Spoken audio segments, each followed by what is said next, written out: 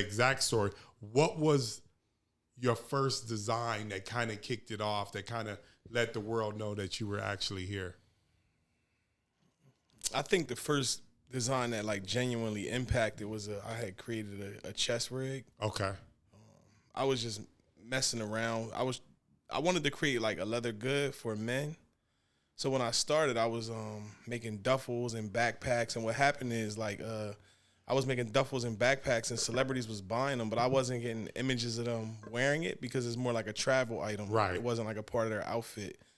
So with women, a lot of the time, the handbag is a part of their like ensemble. Aesthetics. Yeah, right? yeah. So I was like, what is in a bag that becomes a part of the male aesthetic?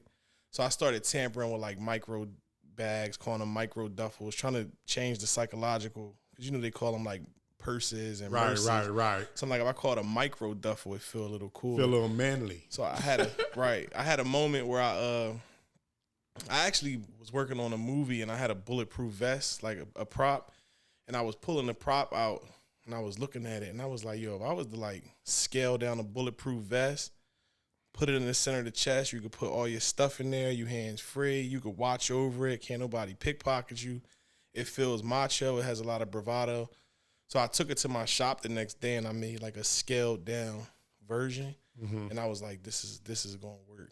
So before the chest rig, before you release it, there was no other chest rig? Not to my knowledge.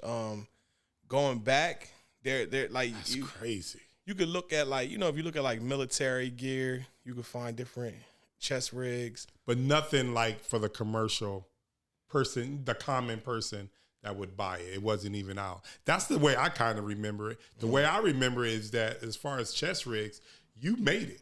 Right. You was the first one to hit the market, the first one to make it cool. Right. So the thing with fashion, is going to keep me honest, right? So when I made it, it was like, this is the first one I ever seen. In hindsight, after being in it and going back and doing like, research and who had done it, Prada actually is the first brand. I didn't see it until after the fact, but I think in 97, Prada did a bag that was worn on the chest. Was it for women though? It was for men. It was it was unisex. It's completely different from mine, but the concept of the bag being on the chest, they had done something like that. But Prada has always been an innovative fashion brand. The thing that was so crazy about the chest rig, because now it's kind of making me go back to that time period, is that literally I felt like every superstar on the planet was wearing your chest rig. Yeah. Like every single one of them. They all wanted one. Everybody was talking about it. And I felt like everybody was reaching out to you. What was the first celebrity per se that you would say kind of, decided to reach out to you and said, I want one of those? The first person to wear the chest rig was Quavo, like the first person. Oh, wow. I hadn't even worn it. Like it was like I was a little too big for the first one. So when I created the prototype, it was the night before Quavo actually had a video shoot. And that next day, I went to the video shoot and I showed it to the first person who seen it was Offset. Okay. And, Offset was like, yo, what is that, a chest? He's like, is that a bag or a vest? And I'm like, it's a chest bag. Like, and he was like, yo, that's fire. And he was like, how much is it? And I was like, it's not for sale. It's a prototype. And he was like, who made it? And I was like, I made it. He was like, yo, that's fire, bro. Yeah. He was like, when you start selling them, let me know. No, this was Quavo asked me first. My fault.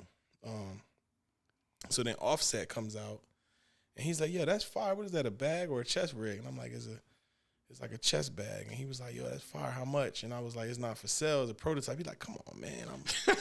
I'm Offset. Like, I'm a walking billboard. You got to let me get it. And he was like, just give me a price. I was like, I'll probably sell them for like $1,300. He was like, he bought it for $1,300. Wow, right there. Oh, Quavo had to be pissed. So, right. So now, he's like, what I'm going to say, so he puts it on right in the video shoot. Mid-video, the video shoot had a theme, so he couldn't wear it in the video shoot. Okay. So he puts it on over his theme thing, and he's like, yo, this shit crazy, man. He's walking around with it on. So now Quavo comes back. And he like, yo, what the fuck? I thought it wasn't for sale. Like, you going to give it to him? That's crazy. You know what I mean? Wow. And I'm like, yo, he low key like strong armed it because the way he got it, he literally took it, put it on, and he was like, "Come on, man, I'm keeping this. How much you want for it?" You know what I'm saying? And I was like, "It is a good look," but I only had one. I didn't even have like I needed it as a reference to make another one. Right. So I wanted to get it back, but then I was like, I'll take the 1,300. We'll redo it. Right. So then, what happened is Pharrell then came on set, and Pharrell seen Offset wearing it. And he was like, "That's fire."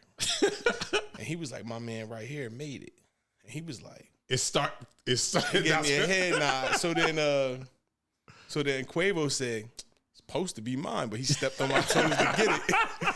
And then Offset said, "You gonna hate on me every time somebody compliment me on my bag?" Damn. I'm just saying, I was trying to get it first. I tell you about it. You come out here and get it. He's like, "You want the bag? That bag, give me $2,500 for it." Damn. So Quavo gave him $2,500. So now you start realizing what's the true price of the It's a item. value. So Yeah. he like, "You give me $2,500 for it." So he give him the $2,500. So then Offset take it off. He give it to Quavo. Offset come over there with the money. He like, "Take this $2,500. I want you to make one for me in white and another one in black." So he like, I'm using his money to buy two now. Right. So I was like, cool. So then Quavo put it on. He's like, "I don't give a fuck about none of that. I feel like Pac with this shit on." That's what I'm talking about. You know what I mean? So that was cool. You know what's so crazy about that story? One, you just realize the value, how much, it could go for $2,500, $1,300 might not be the price. And then the other thing is that those people wearing your product and letting people know that you made it started to change the conversation. And I noticed that's kind of like the way you market now. You market using celebrities, using that same format through your first sale. It's like you took that experience and kind of started building around it and start realizing, how much you could actually charge and using celebrities to actually sell your product to other people that may be fans of those celebrities. Right. It's crazy because it's really like a genuine thing. Like people always ask me like, like how much do you pay the celebrities or do you work with the celebrities? And I honestly, I've never gifted. It's two people I've gifted something to, but most of the celebrities, if you see them wearing it, they're actually the customer. Like my customers are the celebrity. Right. So if you look and you see me like making something for Usher, he taking care of me to make that. Or if I'm making something for Drake or Javon, I have something I made for Javante that recently went viral, but I think Javante spent like $50,000 with me. Man, them gloves is crazy. I mean, y'all got to go check out them gloves. Them gloves is wild. Them gloves is wild. But go on. Yeah. So that Quavo moment was life changing because another thing that happened is the product. Right, I was calling the product DR14 because I was like, I'm a black guy. I got tattoos on my face. Don't nobody want to buy no luxury leather good from me. Right. So when Quavo was like, "What's your Instagram? I'm going to tag you." So I kept giving him this brand page. It was DR14, the Instagram. And he was like, "No." He go on the page. He like, no, what's your page? And I'm like, nah, I sell them through this brand. He like, "Man, fuck that. You black and you made this shit. People need to know you made it. I want your page." So he asked a girl that was there, like, "What's his page?" And he tagged my personal page. At the time, I had 5,000 followers and I was posting food pics. And, right. Pictures of my outfit of the day. And I remember putting my page on private and he posted it. And the next day I probably had like 17,000 friend requests. And I went through and I had over like 150 sales.